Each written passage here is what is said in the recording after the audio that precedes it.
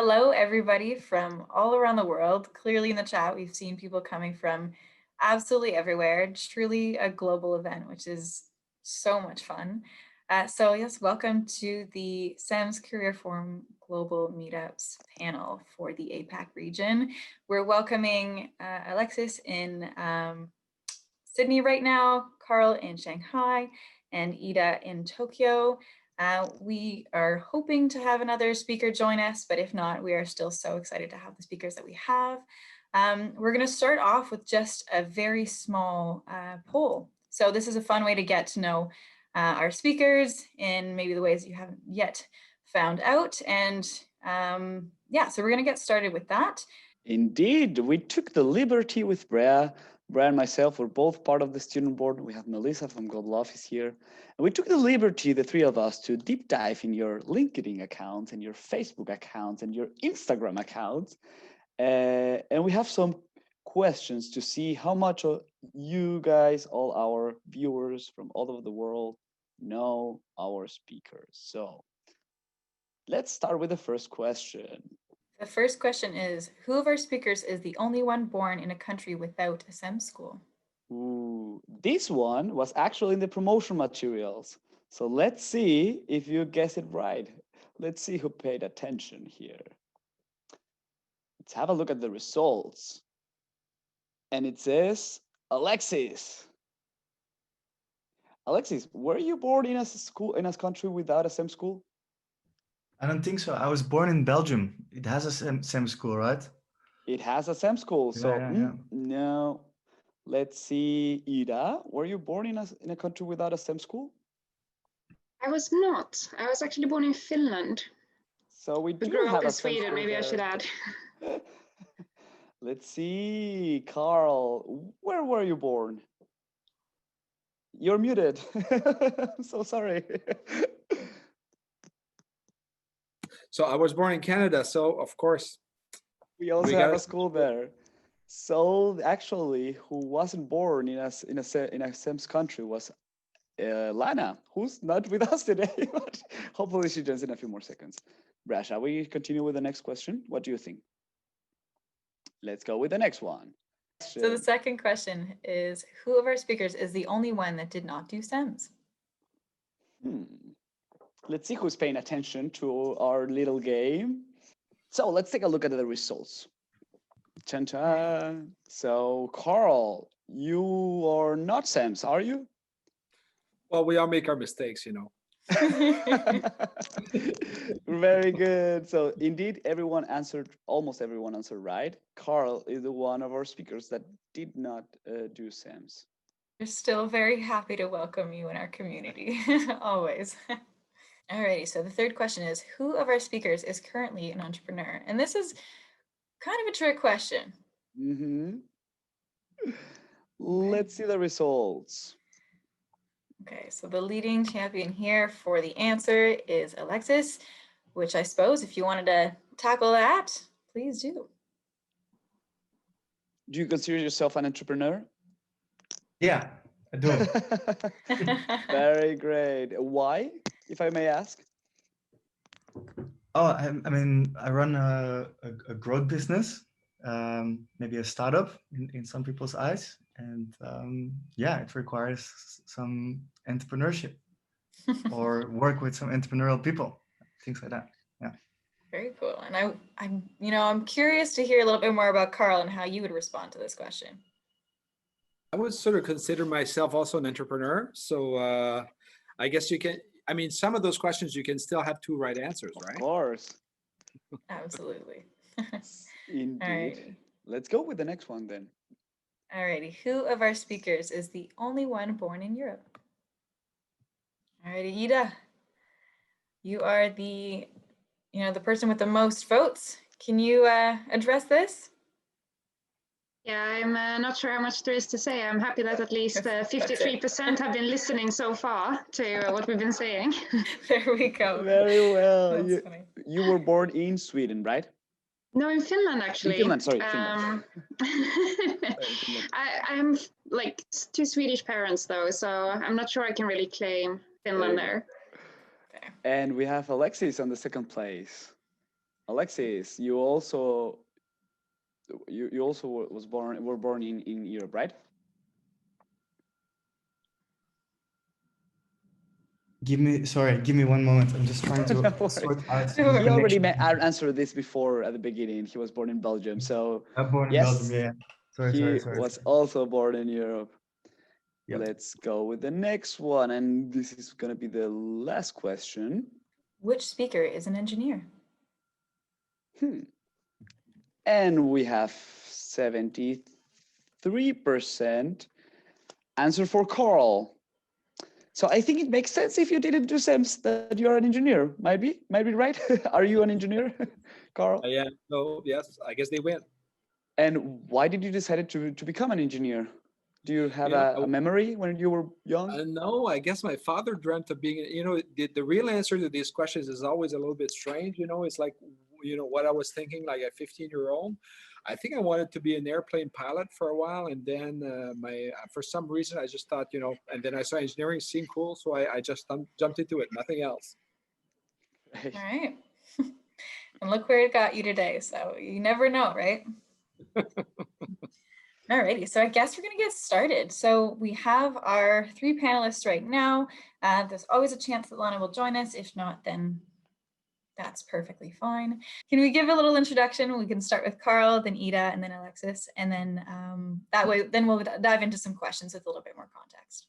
So Carl. Well, I guess, as you know by now, I'm a Canadian, I'm an engineer, but I'm based in China, actually. I've been here for almost exactly 9 years this month. So I created a company called CEMS. So CEMS is a contract manufacturer. We essentially we're a factory, but we make products under other people's brands. So we've been quite successful actually in the last few years in terms of developing products for the foreign markets. But now this year, it's with COVID and everything, we're sort of developing our own products for the Chinese market. So it's been interesting.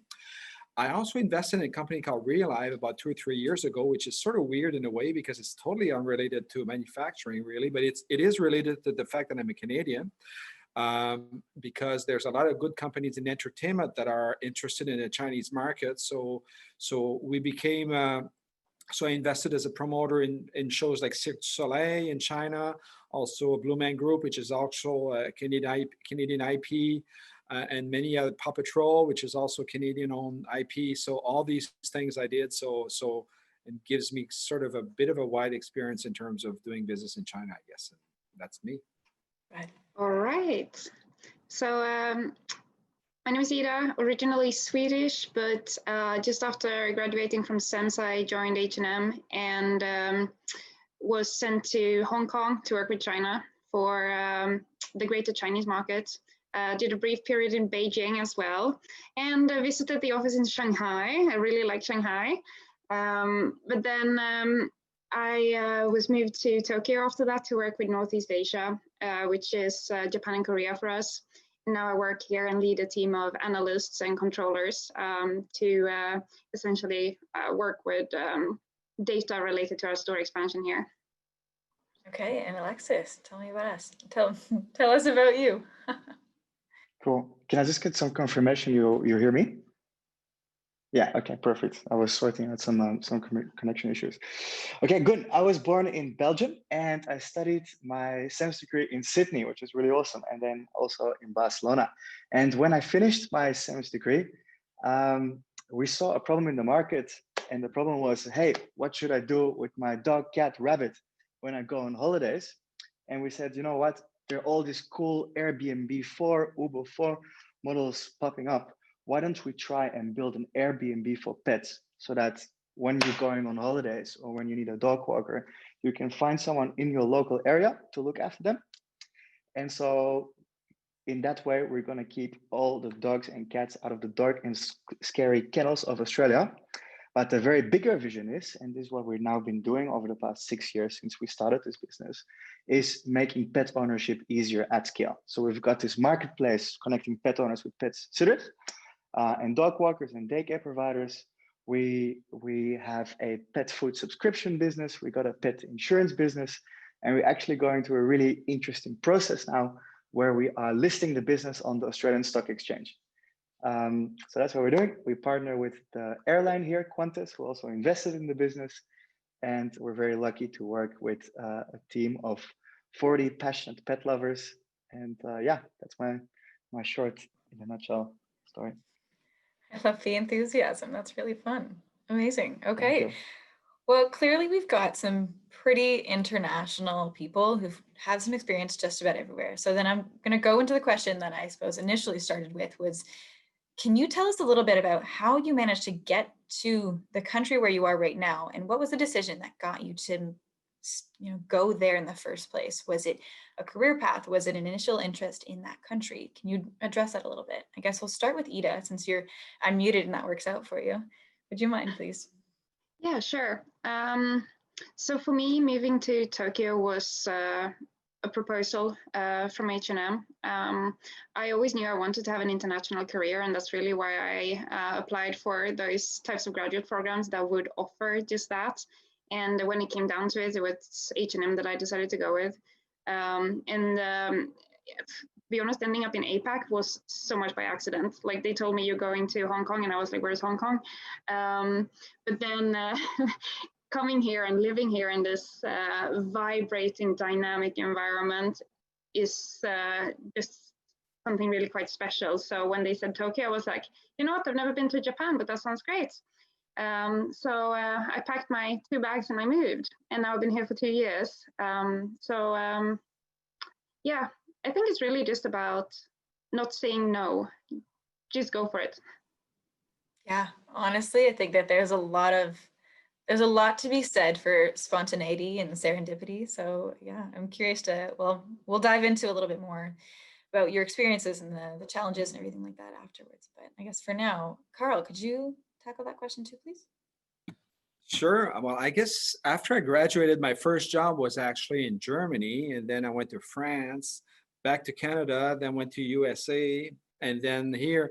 I guess I'm sort of a butterfly, and then so I just like to hop around, and then but of course my wife is Chinese, and I mean in the current sort of economic context.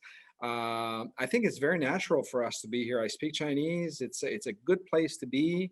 I mean, it's a challenging market in many ways, but it's also sort of a land of opportunity now. So, I mean, it's a mix of personal. I do love it here. My wife, of course, loves it here. Her parents are here. And then just on the business side of being sort of in a place, we sort of feel like, I mean, not to say, but we sort of feel like we're in the center of the world. It's like so much stuff going on here and things is happening at such a great pace that it's a fun place to be. The initial decision, I don't think it was that rational, really. It's just, my wife is here and I thought I'd come here and I wanted to learn a Chinese language and I just ended up here. But then even after I rationalized this initially unrational decision, I still wanted to stay here. It's great. Amazing. Yeah. Okay. I've got a lot more questions if they're coming your way afterwards. All right, Alexis, we know that you started out a little bit with in Sydney with your CEMS school, but then what made you want to really stay in Sydney and keep going with that career path there? Yeah, so this wasn't a deliberate plan. In fact, what actually happened was, yeah, we started. Essentially, I finished my degree and I said, hey, there is this really cool idea here. And I found a few investors that wanted to put in a bit of money. And then I thought, hey, I could either find a job now, or I could start an internship, or I could just start this. And I was at a very good point of my life. I didn't have anything to lose, really. And so I just decided to go for it. And it happened to be in Sydney. And before we knew it, we actually had some traction. We got some investors. We started hiring some employees, and it became a real thing. And this is how it very organically happened that I built here this business, and therefore also my life in Sydney. And would you say that you felt as though you were super comfortable in Australia? What was that reason for you to say, this is the right place for me to start this company here? Was there did you ever say, maybe I should start this company elsewhere? No, it was very much an organic thing because I came here to study. There was an opportunity here. I started, I found some investors here. I found some good team members here. Yep. We started kicking off. We started getting traction. But in hindsight, it was very, very useful because actually, some of the highest pet ownership in the world is in Australia, and some of the highest pet spend per capita is in Australia. And there is Interesting. more so than in my own country a very favorable entrepreneurship climate and so on. So perhaps it was lucky in many ways, but it wasn't a deliberate decision. And often good things in life happen like that, right? Like a few good things happen, you continue going into it, and that was very much what happened here. And I mean, out of all places to be, Australia is really not the worst one, eh? It's a pretty great spot. Alrighty, Ida, I'm curious to know a little bit about the challenges that you faced when you went to a country that you said you didn't really know much about, and even a culture that you were quite unfamiliar with. What was that big challenge? So I think I need to answer that question in 2 steps, because my first cultural shock came when I moved to Hong Kong. I did do my research before leaving, so I knew where it was. But, everyone was saying like, oh, it's like Asia Light, it's going to be no problem. And I'd been to Singapore before, and I was like, yeah, it's sort of Europe, but with a flavor. But then moving to Hong Kong, I realized it's really quite different. And then, especially since I worked with the whole Chinese market, meaning that I was traveling quite a lot to the mainland, and there are just a lot of things to get used to. Like, you do things in a different way, you speak to people in a different way, you behave in a different way, you have different expectations on you being everything from being in a different position in a company to being of a different gender.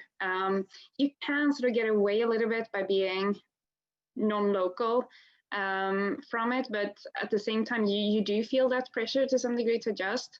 So all of those things, of course, you had to adjust to. And then moving to Tokyo, I think I had the same type of hubris, being like, oh, now I know Asia. And I moved to Tokyo, and it was like hitting a wall. Japan is by far the trickiest place I moved to. People were telling me before I moved that it will take a full year to adjust. And I did not believe that. I was like, yeah, but I've lived in 6 countries by now, it's fine. But no, it really took a year. But the good thing is, after that year, you really start loving it. And now I honestly find it really hard to think of leaving. I think one day I will, but you get very used to the convenience of Japan. I mean, that's not quite a challenge, but I think the main challenge with Japan is that you have to learn or educate yourself in how the system works. And before you do that, everything is a hassle. It's a hassle. It took me 2 months to set up a Wi-Fi system in my house. It takes forever to learn to buy a ticket in the machines. So you have all those like daily life challenges that are so frustrating. But then eventually you learn it. And then it's just super convenient. It's probably the most efficient country to live in once you figured it out. Yeah. Do you have any specific tips as to how you were able to, get those tips and tricks? How did you start to feel comfortable? I mean, you said it took a year, which is, it is still quite a bit of time, but how did you transition into feeling a little bit more comfortable? Yeah, but I think it's honestly to just run into those challenges. I mean, of course, I had a lot of help from my colleagues, my company, the friends I made eventually. So just asking lots and lots of questions, and to not be afraid of being like the gaijin. We say gaijin is like slang for foreigner. It's a little bit downgrading as well, but to not be afraid of making those mistakes and errors, but to be humble enough to ask, what am I doing wrong, or how can I do this better? I think that's the only way to go, really. Yeah, that's a good point. Carl, you entered China or Asia in a later stage of your life. Did you feel the same? Can you relate to this, or was it a bit different? You're muted. Well, I think for sure in terms of adaptation, I think I can totally relate. I would say for me, well, I sort of had a plan. I'm sort of a guy who makes plans, so I made a plan for this thing as well. So I just thought, well, the first 2 years I'll essentially dedicate to learning the language. And by the way, for me, my wife is Chinese, so that makes things a lot easier. So just So, don't be confused that I will be looking smarter than I'm actually is, just because of the fact through all of this time, I actually have my wife, who's Chinese, who's helping me out through all these different steps here. But still, at the beginning, I still didn't make a plan to learn the language, right? So that's the thing I did first. So I was essentially focused almost entirely to learning Chinese for about 2 years, almost full time, and then it went on to 5 years. And at a certain point, I consider I have a good level of Chinese, which I think is a big thing for me to be, I mean, to a certain extent, successful here. Yeah. And then everything else, I think, pretty much fell in place naturally. I think what was helpful for me to make that transition easier is true that I made it later in my life. So I mean, so when I wanted to start a business, I already had some friends who were willing to sort of support us and buy our products. I also have probably other things that make sort of this type of transition a little bit easier going for me. I would say though that on the language thing, if I may say so, because that topic will probably come up eventually. I thought I was doing great in Chinese. I thought I was amazing. Going into 3 years, man, you just asked me, wow, amazing. If you ask me, right? But then I just realized later on that, yeah, well, there comes a stage, especially for those languages that are very far from Latin or very far from the English language, that we think we're doing great, but actually we're really, really annoying to hear from other people. So because you don't get the tones right, you think you're doing amazing and you got all the things, but actually, so that took a while. The part where people are not really telling you that you listening to you is a little bit like hearing a jackhammer. So, and then after a while, another 3 or 4 years, then things started to flow more naturally for me, just in terms of doing business and everything. But for sure, it's a big transition. I think it has to do with your personality. It's like people will love that, will really enjoy that.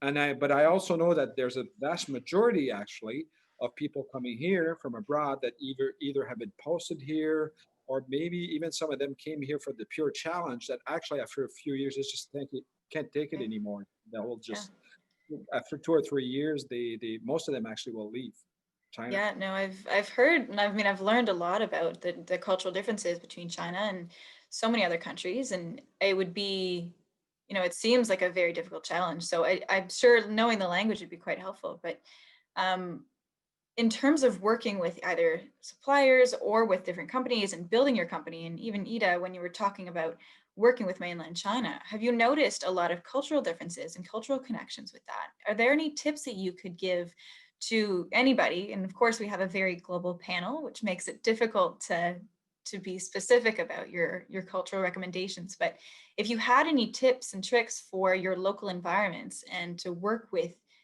companies specifically in the corporate culture and the business culture, what would you say? I guess we can start with Ida, and then maybe Carl, you can step into it. And Alexis, if at any point you feel as though you can relate to any of these questions, please do chime in, because I'm sure a lot of us could really benefit from hearing from what you have to say, either with your experience in Australia or Belgium, or really anywhere. So Ida.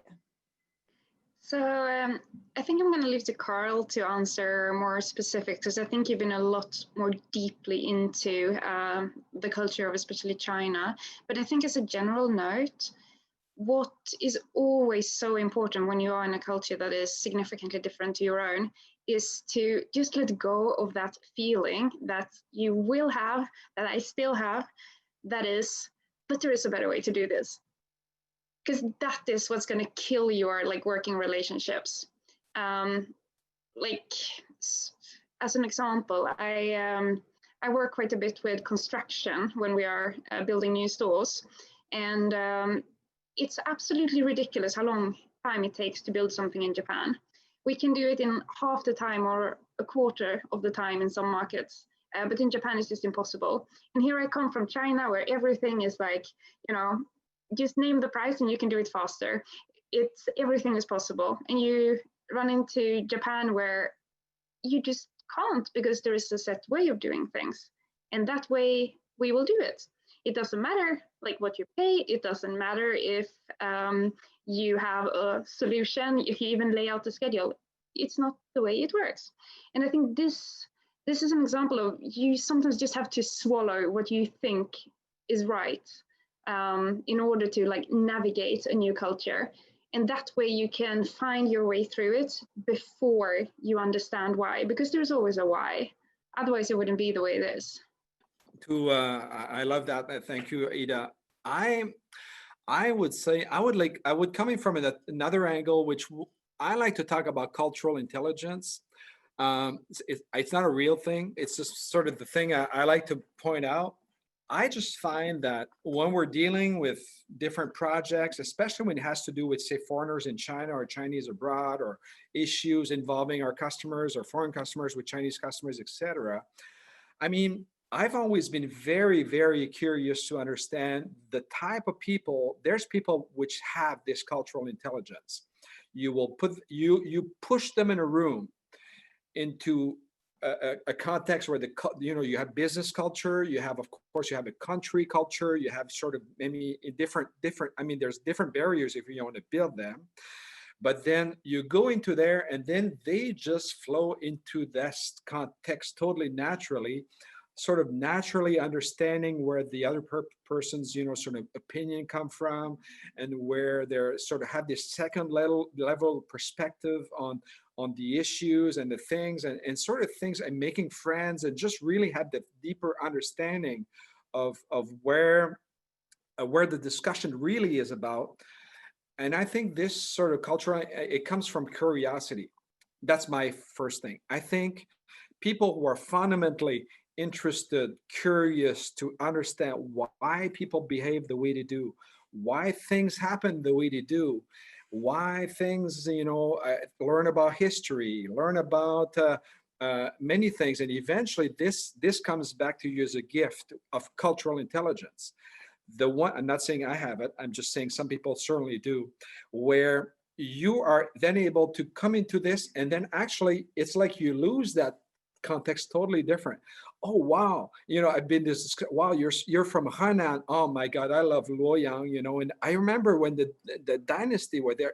And then you build this relationship, and then you make the connection why that person actually might be a little bit not so comfortable in talking about Beijing or talking about other things, and you just see those people navigate in those situations, and then it becomes almost the opposite, where when you've sort of opened that door, okay, they've shown curiosity and interest into my sort of culture and my little kingdom here, then it opens the door to the same thing on the other side, and then things start to flow very naturally and very well.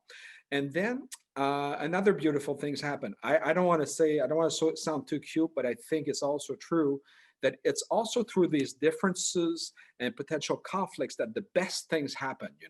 When you have diverging opinions, when you have people who don't have the same background, people who sort of naturally would disagree on things, but sort of take the time to understand each other and try to fight it over. And, so, okay, I'll keep listening for a while until I say what I really want to say. And you have this situation going on for a while. And then that's where the best things happen, and it's not just about China and USA or China and Canada. It's about doing things that are truly international and beautiful, and that are very universal. So I think, through this cultural mess, brings out things that I think are really very interesting. Interesting. Yeah, I think that you got to be a risk taker completely. And it's fun to see, even just in the CEMS culture. And again, I know you're either way. It's, it's really, you have to bite the bullet and get out of your comfort zone a fair bit. And you never really know what you're going to find. I'm going to switch the conversation a little bit towards Alexis. So we're getting a couple questions about your experience in Australia. So some students are asking, do you ever interact with other countries, say Japan or China, or what was your, if any, cross-cultural experience with Mad Paws or even your other company? Can you speak to that, please? Yeah, I think the cross-cultural experience is mostly because we work with a number of offshore people, such as we work with customer supports people in Manila, in the Philippines. Yeah. We work with software engineers all around the world, but certainly concentrated in Russia. And there are definitely cultural differences there that we should all adopt. I think the only thing that I would like to add to the great things that Carl and Ida said is whenever dealing with such a, you know, uncertain situation that you haven't experienced before, and you can learn a lot from other people. My advice is always seek advice from other people, and I think cultural interaction is always a great one to seek advice for. For example, in Russia, I actually sought out for a mentor who had a lot of experience, of course, managing Russian people and so on. And that person has helped me a lot. And I think there's one thing I would like to say to all these bright, hungry, ambitious CEMSis here on the call. I think you can learn a lot in your early career from asking advice, from establishing mentorship relationships, and cultural dealings and business in general. I think that's a great one to seek such advice for. Yeah, no, I completely agree. And I think that a lot of students in CEMS have been able to relate to that advice. And, you know, I think that's also why most students are here today, just trying to gather some information from everybody and learn from what you guys have to share in such a frankly alternative and unusual circumstance and career path. But, you know, it's nice to hear. So I'm going to shift a little bit towards the CEMSI's questions that have been submitted in the chat here. I might be a little choppy in the flow of it, just because I want to at least tackle all of the questions and hopefully everybody's concerns answered. I think a big one, as not as exciting as it may sound, but visa issues and visa requirements. Could you talk about those a little bit? So I think, Ida, I saw you on mute. If you wanted to approach that a little bit, and I know I'm assuming there's a connection to H&M and those that sponsorship, but if you have any more information about how anybody from either in Europe, or if you know of anybody from elsewhere going into to where you've been, I think a lot of people would really benefit from that. Yeah, I was going to say, I think the by far easiest way to get a visa is to move with the company. Like, to be very honest, it is a hassle to move countries, and especially to countries where you need a visa. So to have that sort of official support and also the credibility of an organization is hugely beneficial, hugely helpful. But with that said, I know a lot of people here now that have come without that, or that have found jobs while being in the country on, for example, a student visa, and then converted that to a working visa. I don't want to give any like visa advice, but I know that it is possible. And I know for Japan, they are looking for a lot of IT techie people. They are looking for English teachers. So those professions are, I think, the easiest to move through. And I know that, you know, a lot of CEMSis might not have either the tech background or aspire to become English teachers, but at the same time, that could be an entrance way into the country if it's something that really drives you. But what I know from China is that it's even more complicated. They have a scoring system, and I'm sure Carl can talk more about this.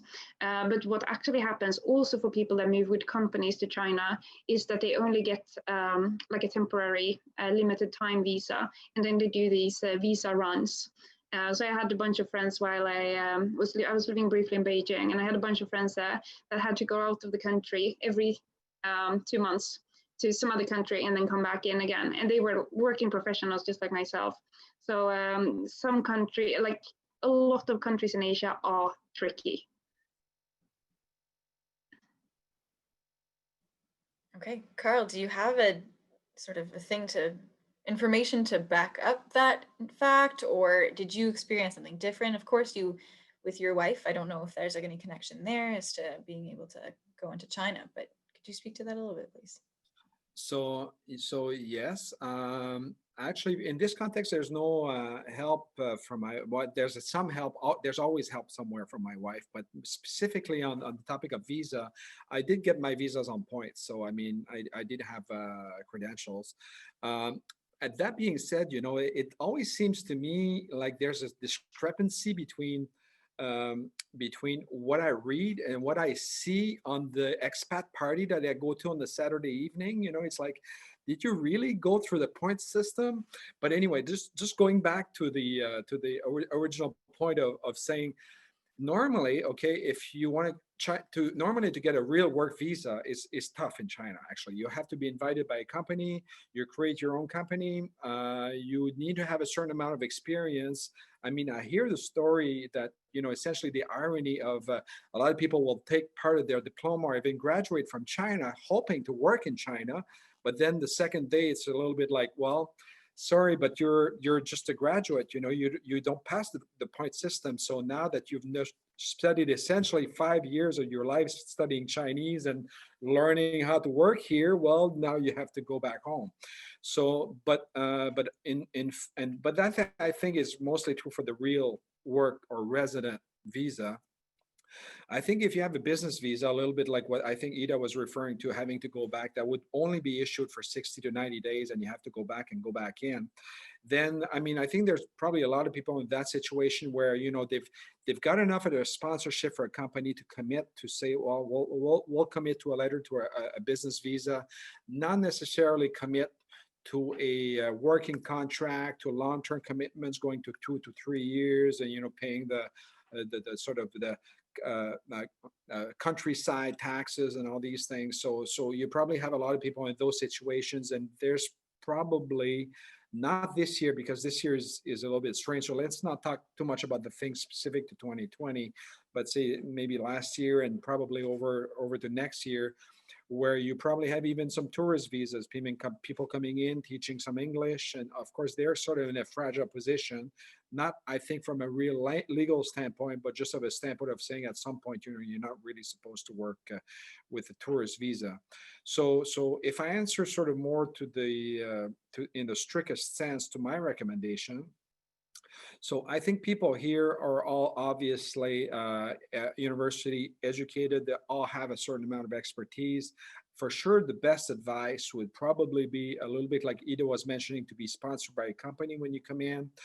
It could also be that you've actually find work in another country, that in a company that has sort of a branch here, and you show interest in that branch, and could I go there? And that would be like, that's the ideal scenario, where you're working for Deloitte in France, and then they sort of, you know, they let you go to China for a year or two, and then of course, then you're all expenses paid, and the visa, of course, is the authentic work visa that you have here. So, and that would be the best scenario.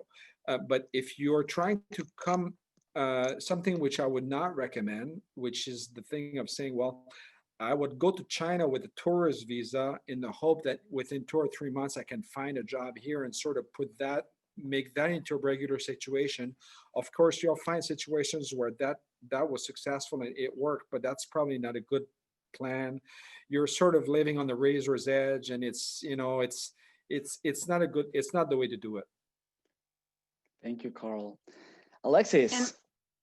Sorry, could I just add to that? Because in order not to discourage all our fellow students here, I think it's worth saying that Hong Kong at least used to be a lot easier than mainland China to go into visa-wise. Singapore as well. I have not lived there, but I know from friends that it's also easier to get the visa there. So don't take what we say as sort of a slam door. There are ways. But Ida, we have received a lot of questions here. Would it be easier to enter the company in Europe or in somewhere else and then ask for a relocation, or do you think it makes no difference there? So, to be honest, I think either could work. I think it's more important to know in advance whether this particular company would be willing to send you to anywhere in APAC at all. Because I know from when I applied, I think honestly, I applied to 70% of all the CEMS partners when I was looking for jobs. And to be honest, a lot of companies, they don't even want to send people that either don't speak the language or that don't have an understanding of the culture to that country. And that goes for, you know, South America, that goes for APAC, and even for, you know, some European countries. So first of all, check that. Is there a real opportunity? How would you check that? I think you just have to ask during the recruitment process. Right. At least that's how I did it. And yeah, I sort of tried to understand, if you, like I did, I went for a traineeship or a graduate program, and I looked at previous graduates, where had they been sent? Because that's also one thing, right? They can send you somewhere for maybe a year to learn, but then they might expect you to come back, which, maybe that's exactly what you want and then it's perfect. But for me, I wanted a truly international career. And then it turns out there aren't that many companies that would actually offer you that. So check people that have, gone through graduate programs in the past and ask. Great, thank you. And we have now more and more CEMSs thinking on building their own startup. Alexis, what's your point of view here? Because we receive a question, for example, for you, how difficult it is nowadays to start working in Australia if we are uni graduates from Europe. So the question is, would you recommend to start and enter the corporate world and then do the shift? So far, has it been challenging for you to enter the market as an entrepreneur? And if so, what would have been the greatest challenge so far? Sorry, is the question, does it make more sense to first get corporate experience before jumping into entrepreneurship? For example, yeah, let's put in, there's a CEMC that wants to definitely go and live and work in Australia. Should I just go for it and build, and I have a great idea and build there a startup, or should I enter via the corporate world? Look, I think jumping first into corporate, getting experience versus trying it yourself, I think there are absolutely benefits in both, right? I think some of the most successful, and actually there is research on this, the very most successful entrepreneurs in the world, they're actually not, on average, the Mark Zuckerbergs of this world, the Evan Spiegels of this world. They're on average people who have gained experience and who have applied that experience in the very best way. But I think it's a very situational question, because there are many great examples as well, and it's getting more and more acceptable as well, and those young entrepreneurs are getting more funded as well, of indeed young entrepreneurs trying something, learning along the journey, getting a few wins, and building a that. So my advice to people is make the decision of what is the most right for your personal situation. Do you like learning from mentors? Yeah. Do you like stability? Do you like a fixed career path? Do you like learning processes and all of these skills? Corporate can be a really awesome way of doing that. And we hire in startup people who have learned from really awesome people and who have under a corporate wing developed really great skills and who've had a level of security they enjoy there. Or are you a person maybe on the why not try it myself side, who is fine with ambiguity and who is fine that whatever you are starting now may not work out, or it might have really big rewards, and who is fine to figure out things on their own, and who is fine to roll what we call absolutely the roller coaster, because it's always a roller coaster when you jump on entrepreneurship. And then if you do that, if you want to do that, there are absolutely ways that you can de-risk it. Yeah, you can ensure that you validate your idea, that you de-risk and test your idea before you actually jump into it, invest money, ask, I don't know, family and friends for money and so on. So that's a whole different conversation. But to answer your question, I believe it's very much understanding what does it mean to be an entrepreneur? What does it mean to be under a corporate wing? And where do I, at this point in time, feel the best at? And the last thing I will say is, don't think that when you join a corporate, you can never go into startup, either join one or start one. And there are some great programs for that, such as you might be all familiar with an incubator called Antler. It's doing a very good job at ensuring that transition. And vice versa. It used to be the case that entrepreneurs were regarded as, well, we don't want to work with them in corporate and so on. But now, at least at this side of the world, all the big corporates enjoy hiring entrepreneurs and even starting entrepreneurship programs and actively looking for that. So that transition is also possible. So don't think once I jumped on this jumped on the ship of entrepreneurship, I can never go back to a corporate life. I think it's both possible, and it's very much how do you feel in the situation right now, where do you align the most with. And we received tons of questions regarding visas as well for Australia. You as a Belgian, Yeah. how was it for you? How did you do it? Was it Look, difficult? yeah. Look, I mean, for my situation, I can talk about it, but it's not going to teach you much. We started our own company. It was applicable at the time. It is no longer. But now, and especially from the CEMS student, as you say, I get a lot of questions about how do I get a visa in Australia. So I give you the answer. It's extremely difficult to get a visa in Australia. However, it's extremely possible as well, and it's a matter of having a good plan and going very hard for it. So I tell you guys now a very, very fast story, and it's a very fast story about a gentleman, young, who just finished from the CEMS degree, and let's call him Johnny for the purpose of the story. And he was very sad because he couldn't get a visa anywhere in Australia. And we said, look, what are you interested in? Oh, Alex, I want to go into growth marketing, I want to go into growth companies. I said, okay, that's very good. Let's identify a number of companies that may want to sponsor you. Yeah, how do we know that? I think Ida gave great advice. You can ask in a recruitment process, but you can also look on the internet. You can ask people who have been sponsored, how they got sponsored, and things like that. In Australia, I can tell you, smaller companies, growth companies, tech companies, they are usually much faster to sponsor than some of the bigger companies because they might be a bit more flexible on these things. And so then we work backwards. Okay, so if these are the top 10 companies that could sponsor you in the desired field that you want to get in, what is the skill set that you need to adopt? Okay, you need to learn a specific skill set that is really valuable in digital marketing. How are you going to adopt that skill set? And okay, we established, hey, you can do an internship with us. We can teach you this, or anywhere else. Then that brings a logical transition into another job or into a summer job. And then from there, you could get sponsored. And it was a very tough experience for that person. But he did that, acquired the skills, got the skills, made himself a little bit known with a little bit of a brand around those skills, and then didn't apply to one of the potential sponsoring organizations, but applied to many. It's also a bit of a numbers game because it is difficult. So my advice is it's very difficult, but it's possible. Make a plan. Yeah, I think that a lot of students are having to navigate all these issues and trying to figure out exactly what are the logistics? How are we meant to go from one market to another? And, I think most experiences are quite unique, but it's really depending on how much you really want it and what you're going to do to get it. So thank you for sharing those experiences. So I think we're going to do just one final question, just a quick wrap up before the end. And actually, right before I ask this question, I'm going to say to the whole audience that right when we end the call, we are going to have a quick survey. So please do answer it.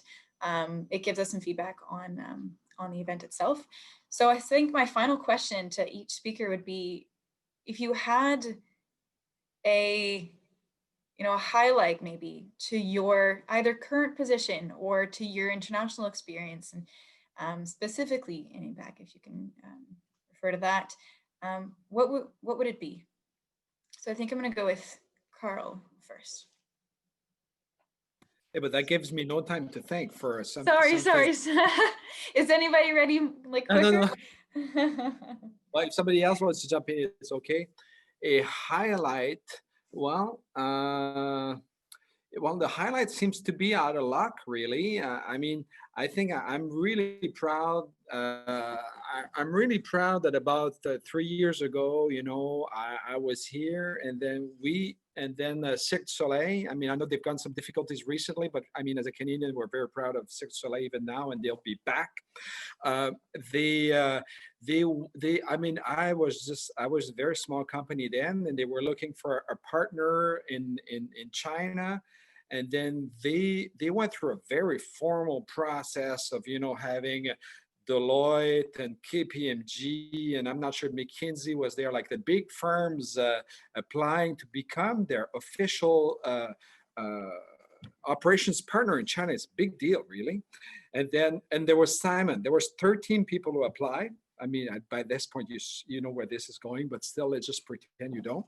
And then so we applied, and we went through the interview, sort of thinking, what's the chance of this really happening? You know, like 2% maybe, but that's okay. Let's just do it. And then, you know what? We became the official operations partner of Cirque du Soleil 3 years in China. It was amazing. I mean, it was our biggest customer. I mean, we did Kusa tour where we, you know, import and transportation and logistics and purchasing and customs. I mean, it's a little bit far from manufacturing, but still, I mean, there was some logistics and things very related to what we did. And then it sort of put us on the map. And I guess I'm sort of, even 3 years later, and sort of proud that, you know, you have those little moments there where you're not sure it's going to happen, and it happened to us there. I mean, definitely a moment to be proud of, and you can tell that it's a highlight for you. You've been smiling from the moment you started that, talking about it. So that's very exciting. Yeah. So if anybody has their next highlight, I don't want to nominate so that you've got time to be ready, but all right, I'm going to nominate Ida. Yeah, I was going to volunteer there. So it's hard to pinpoint one highlight, but I'm going to take an example. And this is an example of things that happen to me once in a while when I get like an insight or I understand something that I didn't know before. Because I think one of the main benefits of living in a country that is unfamiliar to you is that you are constantly finding yourself learning new things. And I remember it was while I was in China and I was on this business trip, and I walked along the river in Chongqing, which I'm pronouncing terribly, I'm sure, but it's a small Chinese city. No, it's actually a really big Chinese city, but it's one of those like multi-million Chinese cities that no one has ever heard of outside of APAC. But I was walking along there, and it's an absolutely amazing, it's one of the most beautiful cities I've been to. And it has a traditional side with traditional houses on one end, and then it has like all these high rises, all lit up at night. And I remember thinking that this is the future. I remember standing there thinking that I'm standing here in tradition, but I'm looking at the future. And for me, that was such a powerful realization, because, you know, we talk about, oh, China is growing, China is so cool. It's yeah, what is China not? Yeah. But standing there and seeing these two contrasts, what this country has gone from, what it is becoming, really made me humble. And I still remember that one moment. Gosh, yeah, I feel that. Oh, I love that. Thank you for sharing that. All right, Alexis, last but not least, and then we'll wrap up quickly. Awesome, cool. Yeah, I think this COVID situation, everyone is taking this seminar online, and it affected all of our lives in many ways, right? And it affected our business life in a way. And I think maybe the reason why I'm telling this story is because you asked about entrepreneurship life. This is a nice roller coaster experience. So here it goes. I'll make it fast, right? So we were doing quite well, and suddenly, you know, no one believed this COVID thing was that bad, and suddenly it was that bad, and it went very, very fast. I'm sure it went from your experiences very fast as well. And what happened to us were, you know, an Airbnb for pets, and we look after pets when people go to work and when people travel and so on. Literally, our revenues went absolutely to zero, and they stayed there. And we've got, of course, we were already a loss-making company because we run on venture capital. And when revenues go absolutely to zero, that's dramatic, right? Because I'll put it like this: if we didn't make any change, we had 1.5 months of what we call in startup land runway left. Yeah. After one month, we put the keys, lights out. That's what we say. So we had to make some very, very drastic things. And I think for me as a leader, and for me and for us as a team, it wasn't easy. But what we said is, guys, why are we doing this? We're doing this to make pet ownership easier. So we're going to have to make some sacrifices. No one is going to be let go, but we're putting everyone on half their salaries, including myself and so on. Now, we're going to remunerate everyone in equity, because we believe in this business. The second thing we're going to do, and this was while investors were giving us pressure, hey, fire everyone, keep the cash you have. Once the people start traveling again, that's a good time to then use the cash, right? This was the other option. But we said, no, that's not what we're going to do. That's what some of our competitors do. Instead, we're just going to build new revenue streams. And we started building a new pet food subscription business. And what was really cool is that whole team, despite the lower salary levels, jumped on it. And in 4 weeks, we built a new pet food subscription business that absolutely started flying in the whole COVID situation. And then our pet services business started coming back. And while we went out and speak to investors, they didn't, as we suspected they might, got afraid of the whole COVID situation, or got afraid of the revenue drops, or got afraid of how we handled it and how we managed cash. Instead, they were seeing, hey, you did this really well. And secondly, there are 40% more doggies in the market. This is the time to invest. And suddenly we thought we were going to close the business. And now we're actually listing the business on the stock exchange because there is so much investor interest. And we raised huge congratulations. In no time, the fund. So it was a very roller coaster experience. Wow. Oh gosh. It's funny how, as you mentioned, everybody here is virtual, but I can feel the energy from you guys. And it was really fun to ask that final question to end this call. Because I can really tell that you guys are happy and passionate about what you're doing and really part of it. So thank you for your time. Thank you to everybody who participated. Again, please a reminder to do the survey. Hopefully we can be posting this video on YouTube so we can all revisit and share with everybody else. So a big thank you and goodbye to everybody. Bye. Thanks so much. Thanks so much. And So take much. care. Take care. Stay safe Bye-bye. and healthy. Huh? Okay. Hey guys. Bye.